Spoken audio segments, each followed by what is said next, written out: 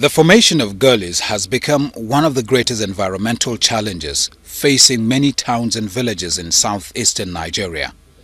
This region is fast becoming hazardous for humans. Hundreds of people are directly affected every year and have to be relocated. The devastation has affected seriously the life and everything of the community. Some homes have been swept away.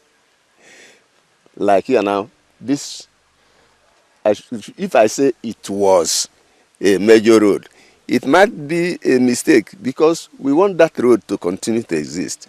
So, but it has been cut off. Communication between these people and these people, two villages. Instead of what could have taken 5 minutes to do, will take about 30 minutes now to circumvent the erosion. Don't kill people. Many people. Some people they kill person with pregnancy. This country don't break house. Many house. The whole houses here has all fallen inside the erosion. Even the farmlands. Most of the graves, our ancient people buried here, they were all carried away by the erosion. It claimed about 8 souls in a night when it was raining. So the effect has been devastating. The erosion has devastated a whole lot of properties here. So many families have been rendered homeless. So many. Like this man you see here, the first house was collapsed, they built another one, it collapsed again, and it packed. Affected seriously farmland and life equally because a lot of people due to this erosion cutting the road, a lot of 2 or 3 persons have died at this road as a result of the erosion. And a lot of farmland has been weared off. You can see that houses, economic trees and lands are really washed into the gully and everywhere is devastated. Came off right from 2009 and it has destroyed a lot of houses. Many houses have gone in. Currently some houses are at the verge of going in and some of them have even been cut off. No access road to their homes. They used to pass bush track to get to their houses because of this gully erosion we have here. This church cost a lot of money to build. The school behind me there, Queen Ede Secondary School, a lot of blocks are falling into the gully. So we are praying that where we are worshiping God should not be allowed to fall into the gully. What are the causes of erosion? The causal factors of erosion are several. Basically, you can divide this into 2. Those that are traceable to nature as well as those that are traceable to humans. If you look at the southeastern part of Nigeria, the geological formation, the torrential rainfall, the poorly developed soil, usually referred to as friable soils, such as the Agulunaka soils. These are natural occurrences in this part of the country that tend to predispose the land area to erosion. On the other hand, you have humans. And of course, we do know that the southeastern part of the country, again, is the most densely populated part of Africa. So the population pressure on land is there, urbanization, industrialization. And with this added pressure overlaid on the natural factors which I've hitherto highlighted, one can begin to understand why the problem has kept worsening over the years. Gullies are also caused by situating projects like roads and bridges in areas where proper environmental impact assessment, as is the case of the Queen Ede erosion site in Edo State. Because of inappropriate termination of the drainage channel, the problems started. Actually, the channel was supposed to be terminated at Ikuba River here, but it was abruptly terminated, and started gradually, without notice, little by little. Started with sheet erosion, and from sheet erosion now to gully erosion, which has claimed a lot of lives and properties. There have been numerous attempts to curb gully erosion in southeast Nigeria, but the problem still persists. The severity of environmental degradation prompted the Nigerian government under President Goodluck Jonathan to seek urgent support from the World Bank to tackle the challenge. NEWMAP is a Nigerian Erosion and Watershed Management Project. As the name implies, it's a project that is aimed at taking care of the environmental problems in the southeast of Nigeria.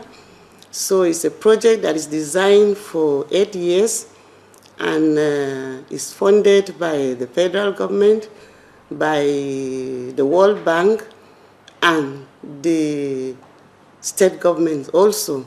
The project is a federal government initiative to address the worsening gully erosion challenge in some areas of the country. You know, erosion is not a new thing.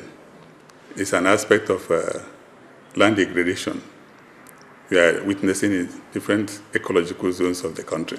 The scale of the problem goes beyond what a single country, states, or even communities can do on their own. So the bank was approached for support. And this support, again, divides into two. Because of the magnitude of the problem, the bank board has actually, of which Nigeria is an important member, has actually approved the sum of $500 million. There is an additional grant from the Global Environment Facility as well as the Special Climate Change Fund in the amount of $8.6 million. On the side of the government, the federal counterpart contribution is $100 million, while the states will be contributing $50 million. The severity of environmental degradation prompted the Nigerian government under President Goodluck Jonathan to seek urgent support from the World Bank to tackle the challenge. The Nigeria Erosion and Watershed Project is breaking new grounds by mobilizing funding, technical assistance and local expertise, including community engagement, to tackle a pressing problem. NEWMAP project is adopting an integrated approach in the sense that we are not looking at the gully alone. We're also looking at the people that are affected, the community members and other things. We call it watershed because in the watershed we talk about the land, the water, the people, the community members. So there is plan to also enhance their livelihood. There are also plans to make sure that we bring them back to a better condition than when the gully started. NEWMAP is a multi-integrated approach. By that I mean it's not only going to apply engineering approach, they have this vegetative approach too. So we are going to combine both engineering and vegetative approach to control here. A combination of rigid structure, flexible structure, and bioremediation. Well, what we mean is that we're going to construct a concrete channel that will be made up of concrete. They will have flexible structures like gabions, riprap, steely basins, baffled aprons, this is a new concept that is being undertaken because a lot of solutions that did not encompass this have failed in the past. Then another introduction is the issue of bioremediation. NEWMAP as a project has so many components, 4 components. This civil works is one major component, then the other one is the livelihood and other components that is meant to sensitize the people. to make sure that the people avoid all the practices that will expose the soil. A combination of flexible structures, geotextile materials, biological materials, and some hard structures. So we're going to have a holistic approach to addressing this problem. Officials of the Nigeria Erosion and Watershed Management Project have carried out series of workshops and retreats to map out strategies of ensuring that gully erosion is tackled holistically. The technical know-how that the bank is bringing to bear on the problem, it goes beyond throwing money at a problem. We hope that it will be resolved. This time, and in the words of Mr. President, he wants this project to be transformational. And transformational NEWMAP is, in that it is a game changer. Our approach very, very radically different from what has been practiced hitherto. In that this is a combination of both engineering, bioremediation measures, as well as community ownership and participation, which is the key to success and sustainability. Considering the fact that there have been numerous interventions as well as contracts awarded over the years to tackle erosion to no avail, what assurances do Nigerians have that the Nigeria Erosion and Watershed Management Project will deliver? These stakeholders will not just lie down to see, the project waste away. They will monitor it and ensure that a high quality and professional job is done. Our mantra is performance. That's, if we have very good results on ground, that's number one. And that will make people to really key into whatever we are doing. The idea is that we want to involve everybody, unlike other standalone projects where some people who are the immediate beneficiaries. We have two categories of stakeholders. We have the institutional stakeholders, like the MDAs, that's the ministries, departments, and agencies. Then you have the key stakeholders. The key stakeholders will mean people who are really living in the midst of the challenges. So there we will consider them to be the key stakeholders. We need to get them, partner with us, have the understanding, and if they have the understanding, they key into whatever we are doing from beginning. And they will be able to know how to stop further gully systems, that is, incipient gullies from coming up. Our engineering designs are top-notch. They are prepared in accordance with international best practices. In addition, the menu is not a once and for all.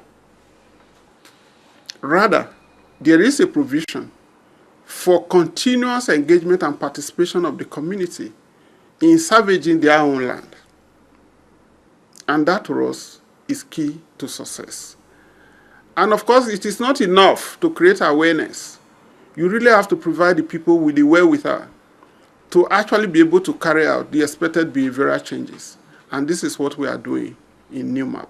Of course, because this is a World Bank-funded intervention, the procurement and financial management systems are robust, they are open, they are transparent.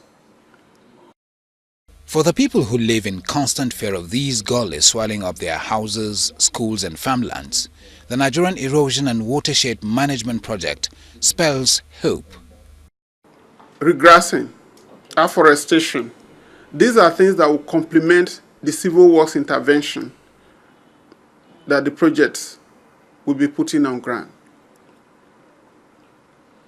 Now, the communities, they will be engaged in the nurseries, for instance.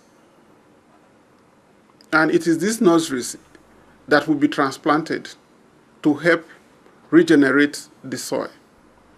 And in so doing, we are looking at a win-win situation here, in which one, community youths, other vulnerable groups, such as women, they will now be given alternative means of livelihood. Employment, which is good. But at the same time, we will be working with Mother Nature to regenerate the abundance ecological system. Those of us remaining, we are under serious prayers okay, to see how God will intervene. And in fact, God answered that prayer by bringing NEWMAP. State government alone cannot handle it. So that we are happy that World Bank is involved, federal government is there, state government is there. The mere mention of the arrangement to tackle the erosion brings joy and new life from NEWMAP into us.